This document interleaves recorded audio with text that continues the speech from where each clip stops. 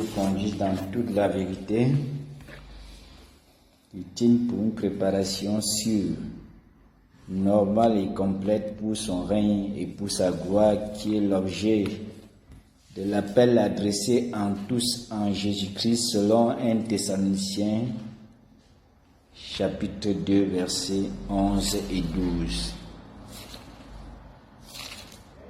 Nous voulons répondre à cet appel pour son royaume et sa gloire. Nous avons besoin de la connaissance appropriée, la juste connaissance de la parole de Dieu. Et seul le Saint-Esprit peut nous y conduire.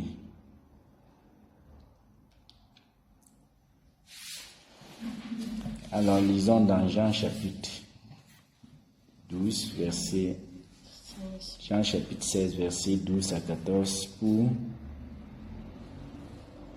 solliciter le secours selon la promesse. Et nous verrons l'Esprit de Dieu comme dans Genèse, réformer nos vies et rendre productives nos vies comme ce fut le cas pour la terre dans Genèse qui était couverte des ténèbres et que l'Esprit de Dieu se mouvait au-dessus des eaux. Il manquait la parole de vérité, la parole qui convienne, qui est conforme à ce que Dieu voulait faire pour que l'Esprit de Dieu agisse. Et pareil pour ta vie, lorsque tu retrouves la parole convenable pour ta vie, l'Esprit de Dieu se met à l'œuvre pour donner la forme qui est productive et qui glorifie Dieu. Alléluia. Jean chapitre 16, versets 12 à 14. J'ai encore beaucoup de choses à vous dire, mais vous ne pouvez pas les porter maintenant. Quand le Consolateur sera venu, l'Esprit de vérité, il vous conduira dans toute la vérité, car il ne parlera pas de lui-même, mais il dira tout ce qu'il aura entendu, et il vous annoncera les choses à venir. Il me glorifiera, parce qu'il prendra de ce qui est à moi et vous l'annoncera. Alléluia. Amen. Nous avons besoin de cette annonce qui parle sur ta vie. Qu'est-ce que tu entends? Cela détermine ce que tu seras. Alléluia. La Bible dit dans Genèse chapitre 1, versets 1 et 2, que Dieu, au commencement, Dieu a créé cieux et terre. Et il s'est passé une catastrophe qui a rendu la terre informe et vide. C'est pareil pour ta vie. Nous naissons en Adam informe et vide. Adam n'avait pas mangé l'arbre de la vie pour être rempli de la nature de Dieu. S'est multiplié et rempli la terre avec ce vide. Alléluia. La terre était informe et vide. Et ce vide dont nous avons subi dès la naissance naturelle nous a déformés par notre conduite. Et nous sommes devenus comme la terre dans Genèse, informe et vide. Alléluia. Gloire soit rendue à Dieu par le nom du Seigneur Jésus-Christ, qui par la rédemption peut redonner la forme à ta vie et la substance à ta vie. Alléluia. Et cette parole que nous avons besoin, lorsque tu as la parole appropriée pour ta vie, lorsque tu persévères dans cette parole, la substance qui te rend participant de la nature divine et la forme qui convient à Dieu pour ta vie est retrouvée. Alléluia. La terre était informe et vide, et l'Esprit de Dieu se mouvait au-dessus des eaux. Et Dieu dit que la lumière soit. Tu as besoin de la parole pour ta vie. Tu as besoin d'entendre la parole pour ta vie. C'est cette parole qui permet à l'Esprit de Dieu d'œuvrer. Si tu es informe, si tu es vide, tu vas demeurer informe tel que ta culture t'a déformé, tel que l'école t'a déformé, tel que les coutumes et les traditions t'ont déformé, parce que tu es vide dès la naissance. de la connaissance, de la substance, de la nature, de la vie divine, qui est la véritable lumière, qui en venant dans le monde éclaire tout homme. Nous sommes nés sans ça, privés de la gloire de Dieu. Tous, dit Romains 3, verset 23, tous sont péchés, sont privés de la gloire de Dieu par héritage et par action. Nous avons été déformés par nos actions à cause du vide dans notre naissance naturelle. Et nous avons besoin de la terre comme dans Genèse, de la parole de Dieu, pour donner la vie, qui est cette substance qui nous fait participant à la nature divine, et la connaissance qui nous permet de nous ajuster pour reprendre la forme qui convient dans notre âme et dans notre esprit. Nous allons prier que Dieu nous conduise vers la juste connaissance qui convienne à ses attentes pour notre vie, pour notre destinée. Prions au nom de Jésus-Christ. Père céleste, nous voici comme la terre dans Genèse chapitre 1. Père, voilà mon frère comme cette terre dans Genèse chapitre 1, informe et vide, avec les ténèbres qui planent sur sa vie. Ô Père, nous voici. Nous avons besoin de la vérité, qui est ce support que l'Esprit peut utiliser pour donner la forme qui convient et la substance qu'il faut pour que nous soyons participants entiers à ta nature et que nous ayons ton image et ta ressemblance dans sa maturité. Père, nous voici. Perfectionne-nous, Père, pour que nous soyons irrépréhensibles à l'avènement de ton Fils Jésus. Nous avons besoin de la vérité de ta parole, de cette juste connaissance de ta parole. Père, nous avons besoin de ton dire sur notre vie. Dis un mot, Seigneur, dans nos vies. Dis un mot, Seigneur, dans la vie de mon frère et ma soeur. Père, voulons entendre de toi ce qui est utile pour donner la forme appropriée, la substance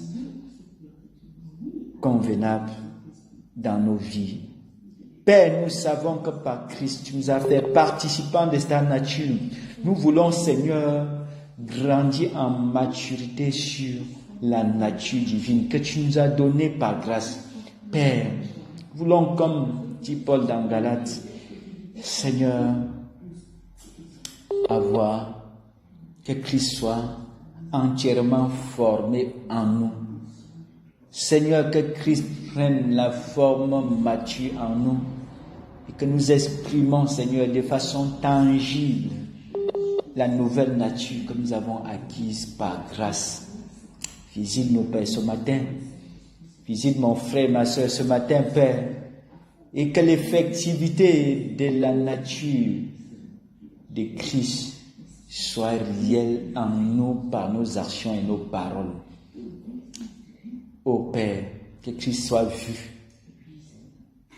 Que Christ soit vu dans nos actes, dans nos décisions, dans nos résolutions, dans notre langage. Père, comme Pierre, qu'on nous identifie par notre langage, comme ce fut le cas avec Pierre. On a dit, ton langage te fait connaître Dieu et de ceux qui étaient avec Jésus. Car ton langage te fait connaître. Nous voulons faire que par notre langage, on nous reconnaît comme des enfants, comme des chrétiens. Par nos actions, Père, qu'on nous reconnaisse comme des chrétiens. Ainsi tu seras glorifié et nous serons, Père, glorifiés, Père, en récompense. Fais-nous grâce, Père, de savoir avec exactitude ce qu'il faut faire et ce qu'il ne faut pas faire. Père, ta grâce, encore ce matin, conduis-nous dans toute la vérité, selon qu'il est écrit, Consolateur, l'Esprit de vérité vous conduira dans toute la vérité, Il vous annoncera les choses à venir. Nous avons besoin, Seigneur, de cette annonce comme boussole pour notre vie. Pour ne pas courir après la vanité, Père. Annonce-nous les choses à venir qui dirigent et disciplinent, Père, notre attention. Nous voulons focaliser nos regards sur les choses à venir, Père, que nous aurait annoncé ton esprit. Père, ouvre nos yeux. Tu as dit qu'il prendra de ce qui est à toi et nous annoncera. Qu'il te glorifiera. Père, qu'il en soit ainsi ce matin au milieu de nous. Glorifie-toi, Père. Sans la révélation, ton peuple est sans frein. Heureux celui qui observe la loi. Seigneur, nous voulons, au-delà de ta loi, avoir cette révélation pour marcher pleinement dans tes voies. Nous voulons, Père, être sauvés par la connaissance et la compréhension. Car tu dis, ton peuple périt par manque de connaissance. Ton peuple est détruit parce qu'il manque la connaissance. Nous voulons cette connaissance révélée de ta parole. Seigneur, ôte en nous les forteresses philosophiques que la religion et les systèmes, Père, nous ont inculquées et remplis-nous de la juste connaissance de ta parole, de la connaissance de la parole selon la vérité, Père. Seigneur, les forteresses soient abattues en nous pour laisser place à la vérité. Que nous ne nous tergiversions pas, Seigneur, au moment des tentations, mais que seule la vraie connaissance nous anime pour poser des actes et prendre des décisions justes, Père. Illumine, Seigneur, dans la vie de mon frère, ma soeur, ces forteresses et ces pensées captives qui se lèvent contre ta connaissance. Ta grâce, Père. Ta grâce, Père. C'est au nom de Jésus-Christ que nous avons prié. Amen. Amen. Nous allons lire dans Matthieu chapitre 13, versets 19 à 21.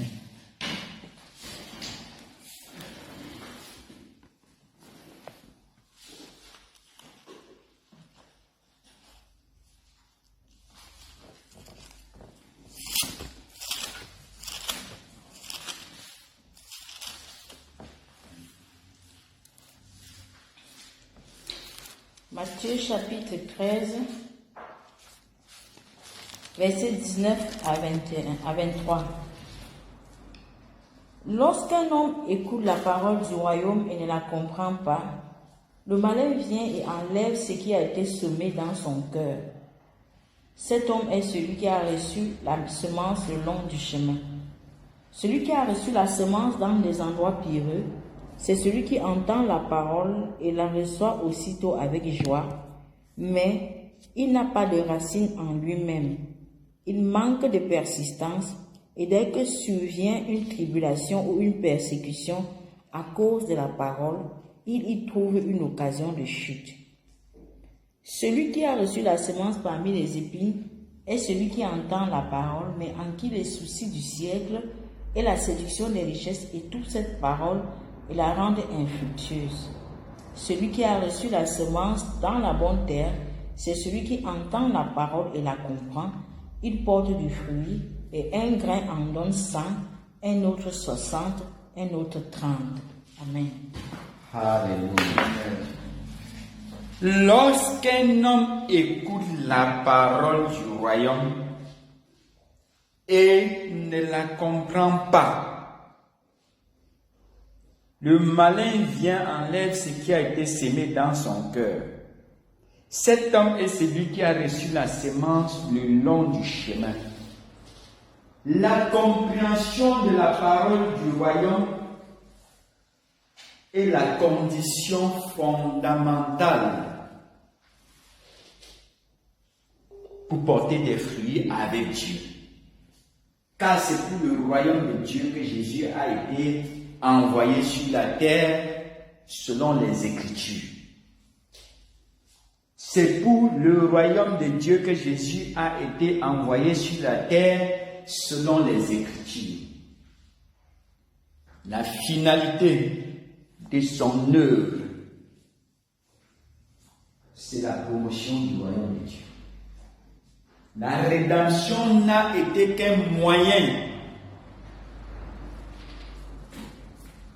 pour ramener les choses dans l'ordre en vue du royaume de Dieu. C'est pour cette raison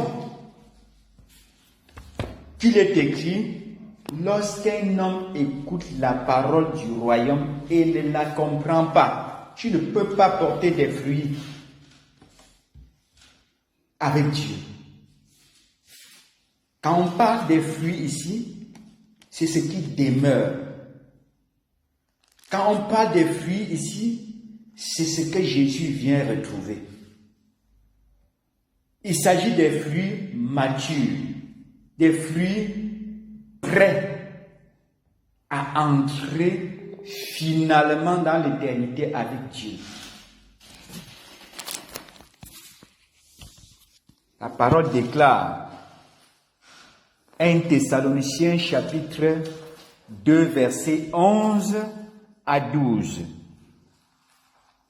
que la rédemption que nous avons expérimentée est destinée au royaume et la gloire de Dieu, l'objet de sa volonté éternelle, l'objet de son dessein éternel. Que quelqu'un nous lise pour comprendre pour quelle raison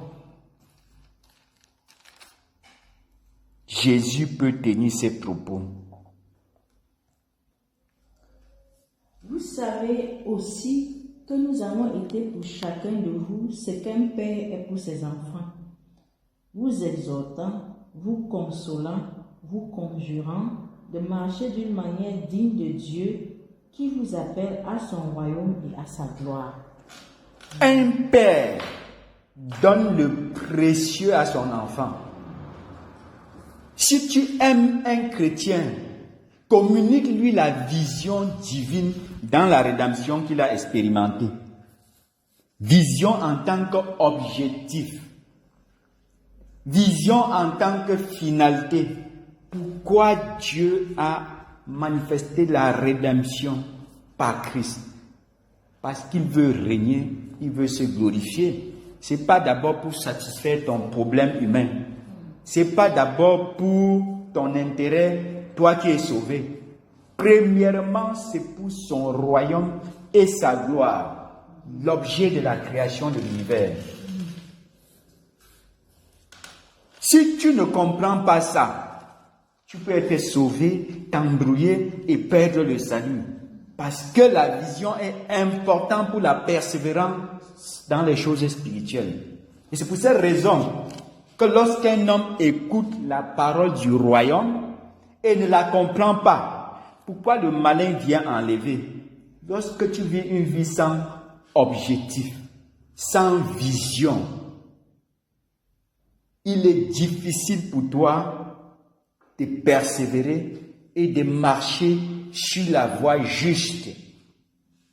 Lorsque tu sais que tu pars d'un point A à un point B, tu es focalisé à la destination. Tu examines tout ce qui contribue au progrès vers cette destination. Tu te sépares à ce qui compromet ton arrivée à cette destination. Tu t'attaches à ce qui contribue à ton évolution vers cette destination où tu auras tout ce qu'il faut pour ton bien-être de façon absolue et éternelle. C'est ça le royaume de Dieu. La solution pour ce monde perdu, déchu, c'est le royaume de Dieu.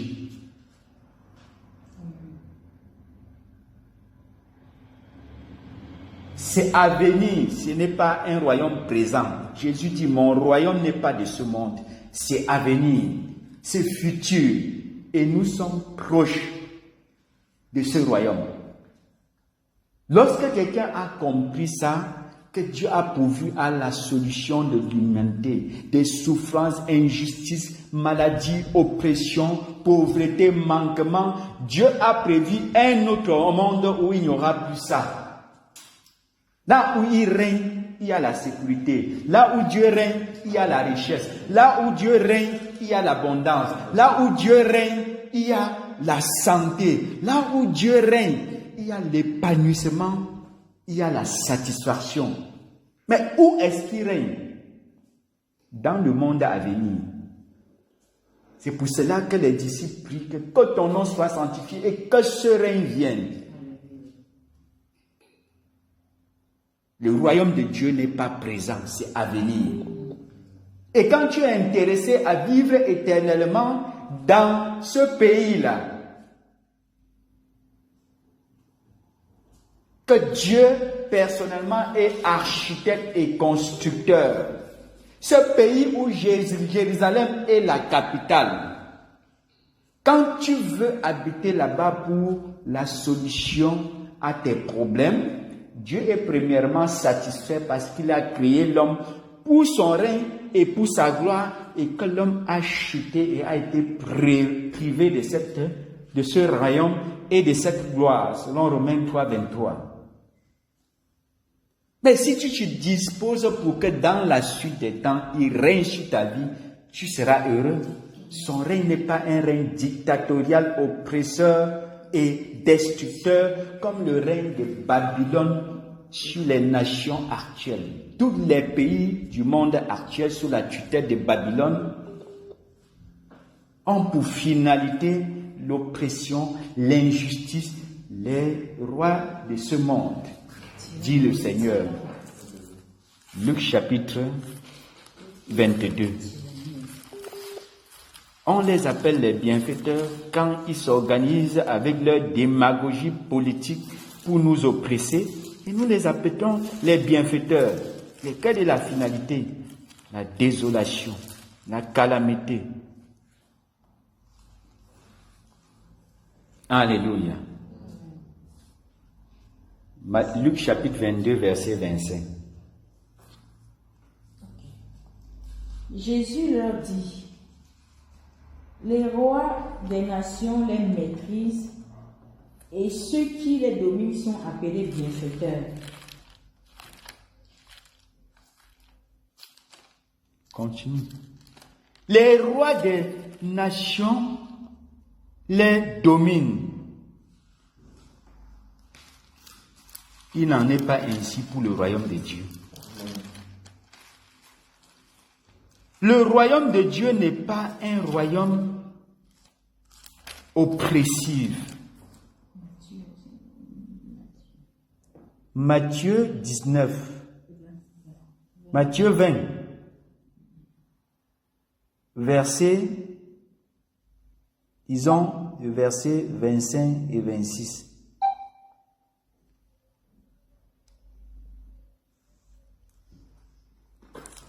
Matthieu chapitre 20, versets 25 et 26. Jésus les appela et dit: vous savez que les chefs des nations les tyrannisent et que les grands les asservissent. Il n'en sera pas de même au milieu de vous.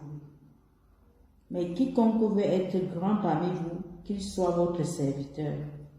Voilà les réalités des nations actuelles sous la tutelle de Babylone depuis le temps qu'Israël a perdu la suprématie et la souveraineté.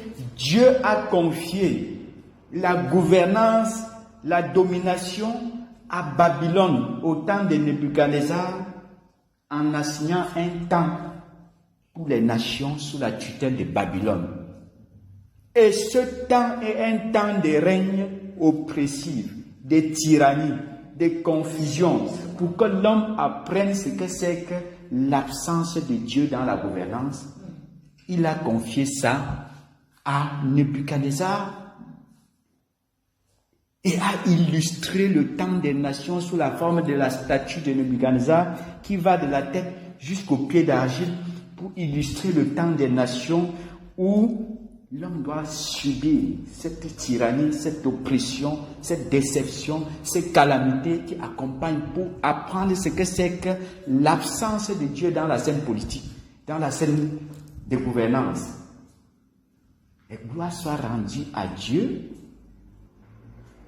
que son royaume est annoncé. Amen. que Jésus, selon Luc 19, verset 11, est allé se faire investir de l'autorité royale, ensuite revenir inaugurer le royaume, la gouvernance de Dieu. Et le royaume de Dieu, selon Romains chapitre 14, verset 17, il est dit, car le royaume de Dieu, ce n'est pas le manger et le boire, mais la justice, la paix, la joie par le Saint-Esprit. Ce n'est pas ainsi sur le royaume des nations dans le temps de Nebuchadnezzar, dans le temps de Babylone. C'est tyrannie, injustice, confusion, servitude, esclavage. Nous attendons, selon la promesse de Dieu, le monde à venir où la justice habitera. Mais pour le moment, nous sommes sous le règne de Babylone, sur les nations où la tyrannie, la confusion, l'injustice, l'insécurité, les maladies, les calamités, les tremblements de terre, les guerres et bruits de guerre accompagnent la gouvernance des nations sous la tutelle de Babylone, depuis le temps qu'Israël a perdu.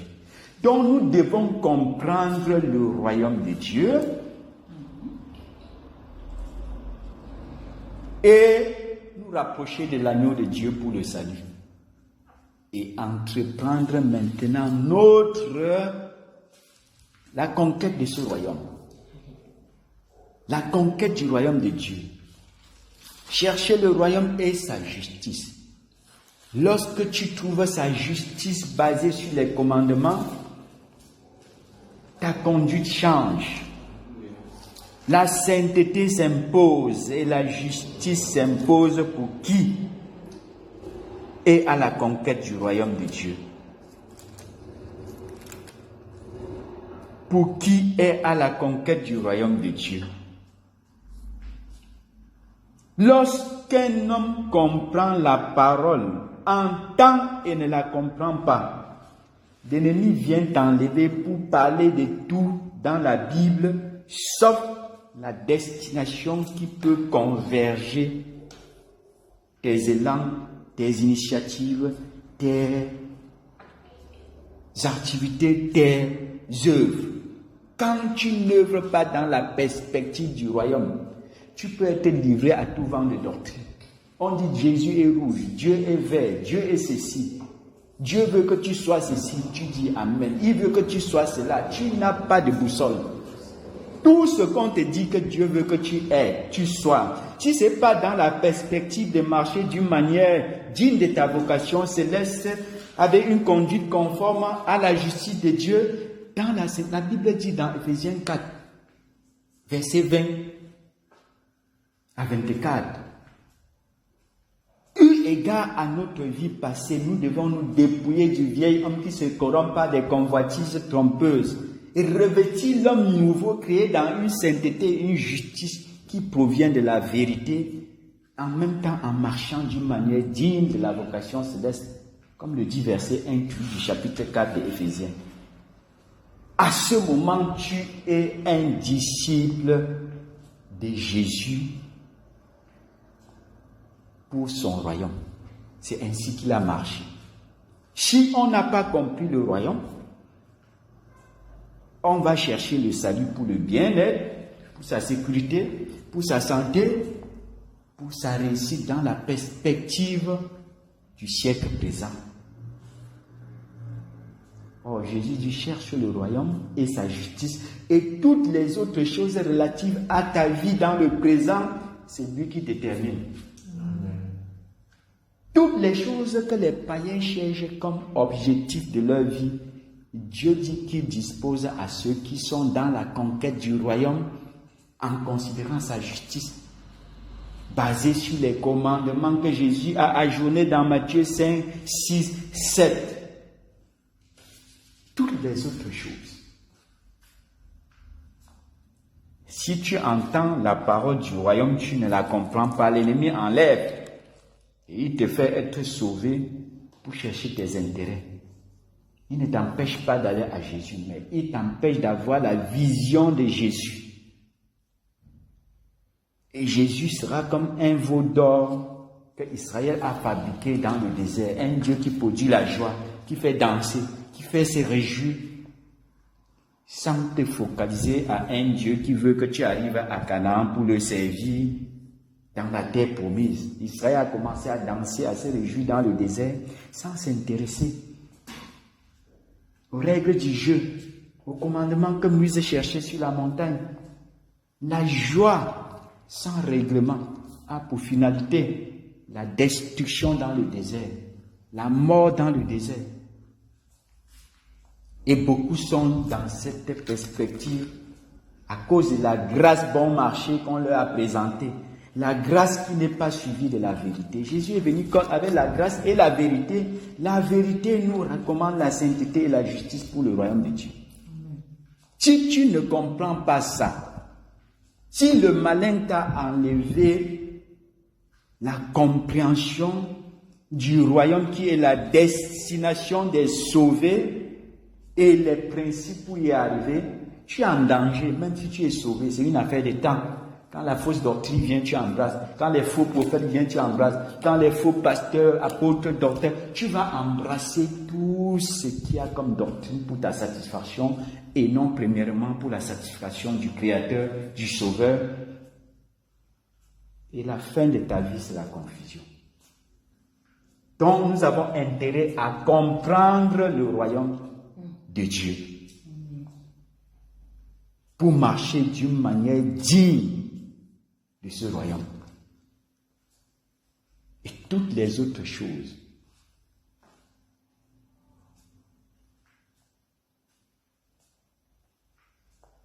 lorsqu'un homme écoute la parole et ne comprend pas, l'ennemi vient enlever pour que tu fasses une chrétienté sans vision juste. Pas vision en tant que don spirituel, vision en tant qu'objectif, en tant que finalité.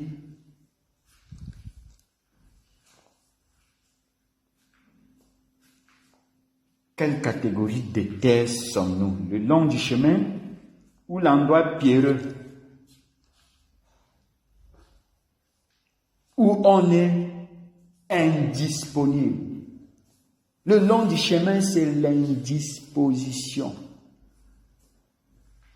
Tu ne comprends pas parce que tu es indisposé. Si tu écoutes attentivement, si tu prêtes l'oreille à la lecture et à l'écoute des vrais enseignements, tu vas comprendre le royaume. Si tu persévères, tu seras enraciné dans la compréhension et tu ne seras pas un endroit pierreux. Et quand tu comprends et que tu persévères et que tu se sépares de la compagnie des moqueurs, la voix des pécheurs, du conseil des méchants, Somme 1, verset 1 à 3, alors tu évites aussi d'être la troisième catégorie de terre, des épines et des ronces, les soucis du siècle présent, la séduction des richesses, les plaisirs de la vie. Quand tu comprends la parole dans sa plénitude et dans sa profondeur, en te séparant, tu deviens une bonne terre, une terre productive, une terre qui produit, qui porte des fruits. Voilà les préalables pour porter des fruits dignes de la repentance, des fruits agréables à Dieu. Amen. Disposition, disponibilité, séparation fait de toi une bonne terre. Amen. Quelqu'un qui comprend à ces différents états. Quelqu'un qui comprend, c'est quelqu'un disponible, c'est quelqu'un disposé, c'est quelqu'un séparé. De la belle manière de vivre que la culture a communiqué, séparé de la compagnie des moqueurs, la voix des pécheurs, du conseil des méchants. Il est comme un arbre planté près d'un courant d'eau qui donne son fruit en sa saison et que tout ce qui fait réussir parce que c'est conforme au plan et au dessein de Dieu, le pouvoir de Dieu soutient pour la réussite. Amen. Mais il y a des facteurs surnaturels qui indisposent les gens, des facteurs surnaturels qui découragent les gens pour les empêcher à être persévérants. Il y a des facteurs surnaturels qui empêchent les gens de se séparer des incompatibilités établies autour d'eux, de se séparer de la vanité pour être des bonnes terres. Et nous allons appliquer le conseil de Dieu contre les facteurs surnaturels qui sont à l'origine de ces différentes catégories de terres sans avenir. Le long du chemin, l'endroit pierreux, au milieu des épines et ronces. Lisons dans Ephésiens chapitre 6, versets 10 à 18 et appliquons ce conseil sur les facteurs surnaturels qui sont à l'origine de ces différents états d'être incompatibles avec la fructification, avec la productivité spirituelle. Ce qui nous empêche de porter le fruit de l'esprit et le fruit du ministère, du service. Nous devons produire ces deux catégories de fruits. Et nous devons affronter l'organisation maléfique surnaturelle qui peut contribuer à notre indisposition, indisponibilité et mélange. Éphésiens chapitre 6, du verset 10 au verset 18. Au reste, fortifiez-vous dans le Seigneur et par sa force toute puissante. Revêtez-vous de toutes les armes de Dieu afin de pouvoir tenir ferme contre les ruses du diable. Car nous n'avons pas habité contre la chair et le sang, mais contre les dominations, contre les autorités, contre les princes de ce monde des ténèbres, contre les esprits méchants dans les lieux célestes. C'est pourquoi prenez toutes les armes de Dieu afin de pouvoir résister dans le mauvais jour et tenir ferme après avoir tout surmonté. Tenez donc ferme. Ayez à vos reins la vérité pour ceinture, revêtez la cuirasse de la justice, mettez pour chaussure à vos pieds le zèle que donne l'évangile de paix, prenez par-dessus tout cela le bouclier de la foi avec lequel vous pourrez éteindre tous les traits enflammés du malin. Prenez aussi le casque de salut et l'épée de l'esprit qui est la parole de Dieu. Faites en tout temps par l'esprit toutes sortes de prières et de supplications. Veillez à cela avec une entière persévérance et priez pour tous les saints. Alléluia.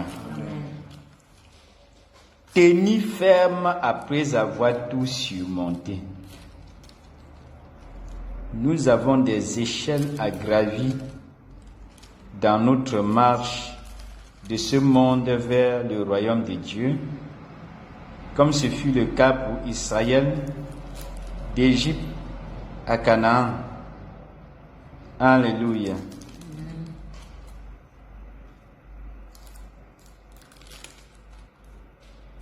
Nous devons tenir ferme. Quand tu as fait un premier pas, en sortant du monde vers le royaume de Dieu, à travers le salut, le baptême, l'apprentissage au désert, l'entrée dans la terre promise en espérance. Nous avons des échelles à gravir et des combats à mener pour tenir ferme sur les pas que tu as fait dans tes progrès spirituels. Tu dois combattre. C'est pour cela qu'Israël sortit du désert selon Exode 13, verset 17. La Bible dit que lorsque Pharaon laissa aller le peuple, Dieu ne le conduisit point par le chemin du pays des Philistins, quoique le plus proche. Car Dieu dit, le peuple pourrait se repentir en voyant la guerre et retourner en Égypte. Mais Dieu fit faire au peuple un détour par le chemin du désert vers la mer Rouge.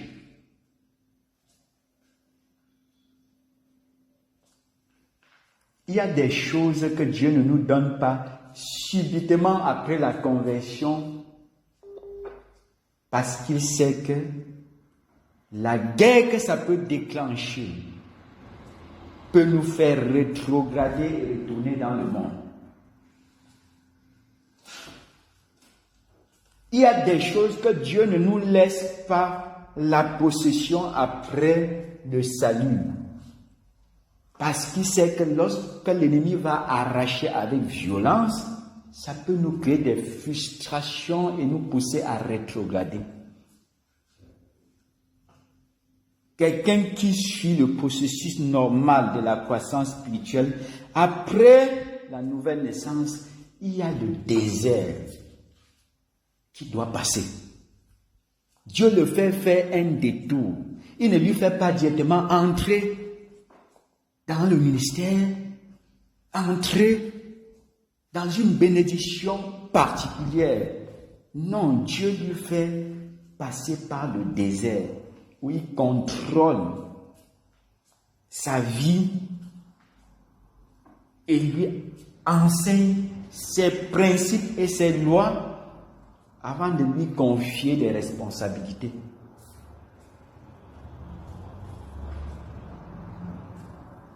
Il t'apprend à faire la guerre contre les dominations, les autorités, les principautés, les esprits méchants avant de te confier des responsabilités et des biens utiles pour ta vie sur terre avant le royaume.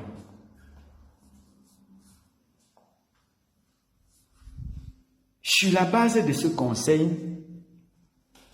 nous devons nous lever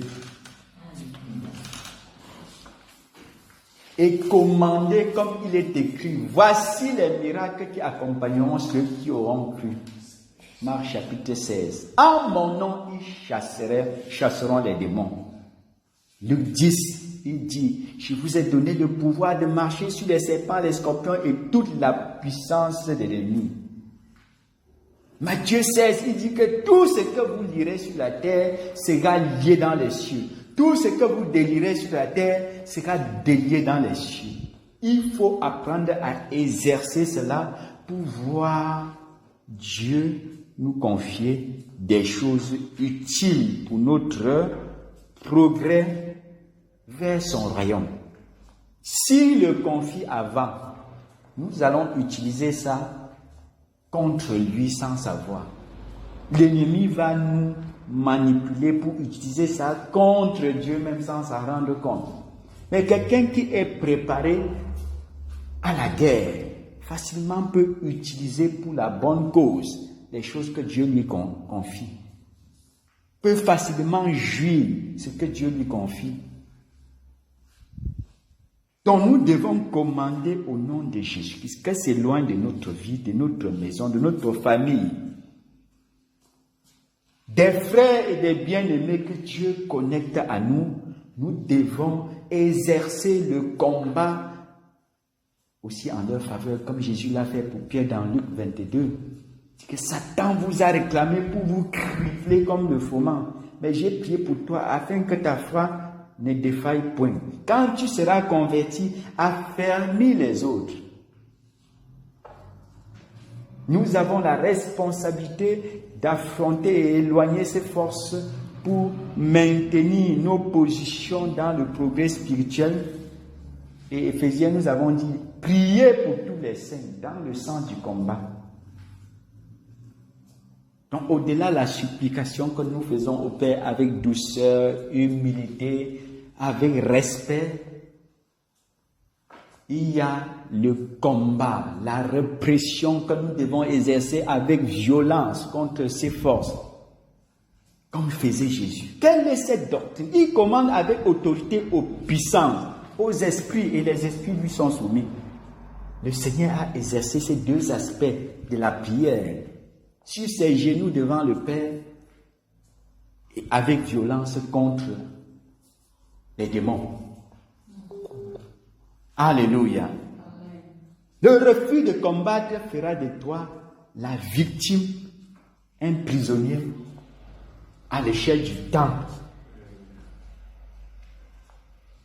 dans ta marche avec Dieu. Et il y en a plusieurs qui ont mal compris la victoire de la croix. Jésus a vaincu. Il a dépouillé les dominations et les autorités. Il les a livrées publiquement en spectacle en triomphant d'elles par la croix. C'est un fait. Mais nous avons cette responsabilité de consolider cette victoire.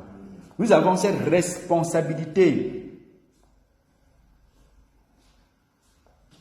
de rendre évidente par le combat cette victoire acquise selon la loi, selon le droit. Le démon ne respecte aucun droit s'il ne voit pas l'autorité à l'œuvre. Pareil pour les bandits, il y a les lois dans toutes les nations. Mais le bandit ne respecte la loi que dans la mesure où les autorités font leur travail. C'est ça qui intimide les bandits. Ce n'est pas la loi qui les freine. Ce sont les autorités à l'œuvre pour la répression de leurs activités qui permettent la sécurité. Ce n'est pas parce qu'il y a des lois qui garantissent la sécurité que les gens sont en sécurité. Quelles sont les autorités qui sont à l'œuvre pour l'effectivité, pour l'application de la loi? C'est ça qui intimide les bandits. Ce n'est pas les bonnes lois qui sont évoquées, qui fait peur aux bandits. Pareil pour les démons. C'est évident que Jésus, le Seigneur, a vaincu et a dépouillé les dominations et les autorités. Il a déchiré l'acte dont les ordonnances nous condamnaient et qui subsistaient contre nous. Ce sont des faits juridiques. Mais nous avons besoin, en tant que chrétiens, d'avoir les bonnes institutions judiciaires qui amènent l'exécution de ces lois. Nous avons besoin, en tant que des chrétiens, de condamner ces langues qui se lèvent en justice dans le monde des ténèbres contre nous, de révoquer leurs sentences et d'exercer par la parole l'autorité du nom de Jésus. Nous allons prier qu'au nom de Jésus-Christ, tous les facteurs surnaturels qui sont à l'origine de ta situation, de l'oppression dans ta vie, dans ta famille, dans ton assemblée, dans ta communauté chrétienne locale, ou dans la mission où tu persévères, où tu évolues dans l'œuvre de Dieu, commande que s'éloigne ces forces, qu'ils soient liés, enchaînés, paralysés, neutralisés. Prie au nom de Jésus-Christ. Je commande au nom de Jésus-Christ.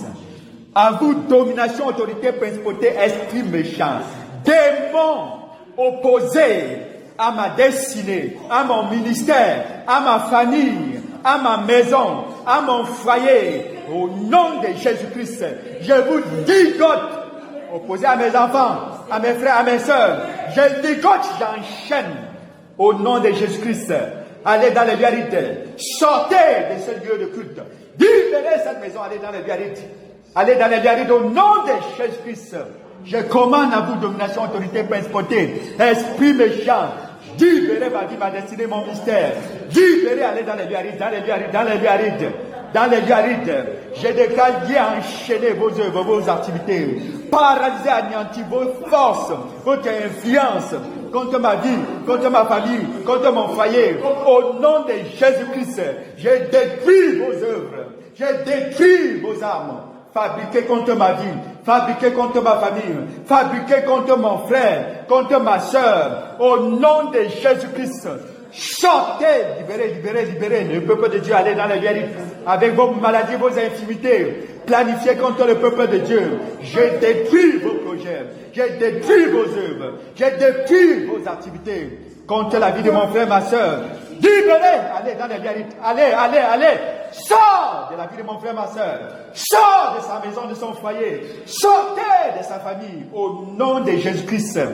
Au nom de Jésus-Christ, de cette mission, je commande à tous les démons, les forces de l'ombre, projetées contre la mission à Casse Évangile et Charité. Je détruis toute organisation maléfique et satanique, occultiste, contre ma mission, contre mon ministère. Je détruis vos œuvres. Au nom de Jésus-Christ, nul et sans effet toute arme forgée contre ma vie, contre ma destinée. Au nom de Jésus-Christ, il est écrit, toute langue qui se lève en justice contre moi. Je condamne, tel est l'héritage des serviteurs de l'Éternel. Tel est le salut qui lui viendra de moi, dit l'Éternel. Je déclare condamner, révoquer, annuler les langues négatives, les imprécations et les souhaits de malheur, proférés par les occultistes, professés par les démons. Je révoque, j'annule. Contre ma vie, contre ma destinée, révoqué, annulé, au nom de Jésus-Christ. Les décrets de mort, de sommeil spirituel, les décrets de découragement, proférés contre ma vie, je déclare annulé, révoqué, annulé, au nom de Jésus-Christ. Je déclare force, vigueur, réussite, accomplissement dans ma vie, dans mon ministère. Ainsi soit-il au nom de Jésus-Christ. Je déclare succès, réussite, joie, paix, lumière. Que la lumière soit dans ma vie, dans mon foyer, dans ma communauté, que la lumière soit. Dans cette mission, que la lumière soit. Au nom de Jésus-Christ.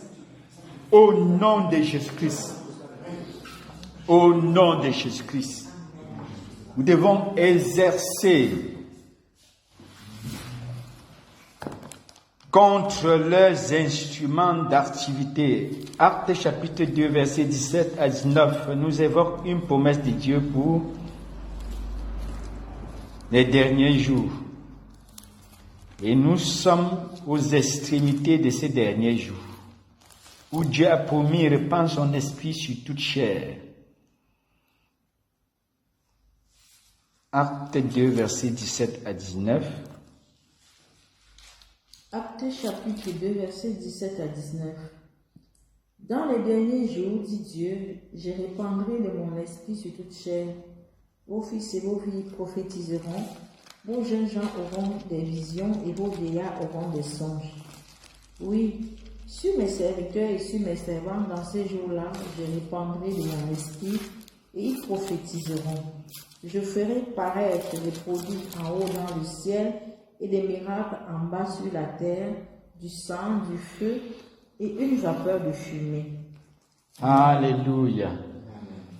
Dieu promet la visitation de son peuple, comme il a fait en Égypte au temps de Moïse. Dieu évoque aussi les miracles du sang, du feu, une vapeur de fumée. Et nous voyons que dans Exode 7 et Exode 9 respectivement, il y a eu ce miracle de feu et de sang qui ont contribué à la libération d'Israël et à la présence de Dieu avec eux. Alléluia. Nous sommes dans les derniers temps de ces derniers jours. Parce que le royaume de Dieu est plus proche de nous que par le passé. Nous allons commander que le feu et le sang, le tonnerre et les instruments d'intimidation de Dieu se manifestent, comme nous voyons dans Ésaïe 29, verset 6. Ésaïe 29, verset 6 nous parle du feu. Ésaïe 66, verset 15 nous parle du feu. Dieu exerce ses jugements par le feu. Ésaïe 29, verset 6. C'est de l'Éternel des armées que viendra le châtiment, avec des tonnerres, des tremblements de terre et un bruit formidable, avec l'ouragan et la tempête et avec la flamme d'un feu dévorant. Alléluia. Par contre la chair et le sang, nous sommes dans la nouvelle alliance. Notre combat n'est pas contre les hommes, Qu'importe leur méchanceté, nous ne combattons pas comme dans l'Ancien Testament où les affronts étaient physiques. Nous sommes dans le contexte spirituel. Combattre les esprits méchants qui animent les hommes physiques contre nous. Combattre les forces spirituelles qui sont derrière les événements et des faits qui entravent notre marche sur cette terre. Alléluia. Nous allons évoquer le feu du jugement de Dieu, le tonnerre du jugement de Dieu, l'ouragan du jugement de Dieu, la tempête du jugement de Dieu, les flammes de feu sur toute l'organisation surnaturelle qui sont derrière les situations physiques qui oppressent, qui nous entravent, qui nous fragilisent. Prie au nom de Jésus-Christ. J'invoque au nom de Jésus-Christ selon qu'il est écrit. Je ferai paraître des prodiges en haut dans le ciel, des miracles en bas sur la terre. Du sang, du feu, une vapeur de fumée. J'invoque ton feu en ce lieu. Sur les instruments spirituels de guerre contre ma vie, contre mon frère, contre ma soeur. Que ton feu descende. Que les flammes de feu consument les armes maléfiques et sataniques utilisées contre ma vie, contre ma mission, contre mon mystère. J'invoque ton feu au nom de Jésus-Christ. Que ton tonnerre, l'ouragan, descende et nettoie, élimine spirituellement des choses dressées contre ma vie, contre ma famille, contre mon frère et ma soeur, contre cette mission. J'invoque le feu, j'invoque le feu, j'invoque ton feu, que ton feu descende en ce lieu, consume et calcine les armes sataniques et démoniaques utilisées contre nos vies spirituelles, utilisées contre nos destinées, contre nos familles. Le feu de Dieu descend. Dans ta vie, dans ta maison, j'envoie le feu. J'envoie le feu. J'envoie le feu. Sur les maladies et les infirmités. Le feu de Dieu descend. Que le tonnerre de Dieu disperse les ennemis de ta vie. Les ennemis spirituels. Les ennemis surnaturels. Dans ta maison, j'envoie le feu, le feu, le feu, le feu, le feu, le feu localise. Les maladies, les infirmités consumées. Au nom de Jésus-Christ, les feux dans les hôtels, les autres lieux, où ton nom est commandité, où ton image est invoquée, où ton esprit est manipulé. Que le feu de Dieu descend, détruit les armes, les antennes, les miradors, les satellites maléfiques utilisés pour manipuler ta vie. Que le feu de Dieu consume, calcine. Que le feu de Dieu détruise au nom de Jésus-Christ. Détruis au nom de Jésus-Christ. Les armes spirituelles contre ta foi. Je déclare consumer, calciner, détruit. Dans le nom de Jésus-Christ. Libéré. Pour faire la volonté de Dieu accomplir son œuvre. Ainsi soit-il. Au nom de Jésus-Christ. Libéré. Pour marcher d'une manière digne de la vocation céleste. Pour marcher dans la sainteté, dans la justice. En vue du royaume de Dieu. Ainsi soit-il. Au nom de Jésus-Christ. Amen. Alléluia. Soyez bénis dans le nom de Jésus-Christ. Amen. Alléluia. Nous allons évoluer sur l'enseignement que nous avons déjà abordé sur la vision et la mission. La vision et la mission.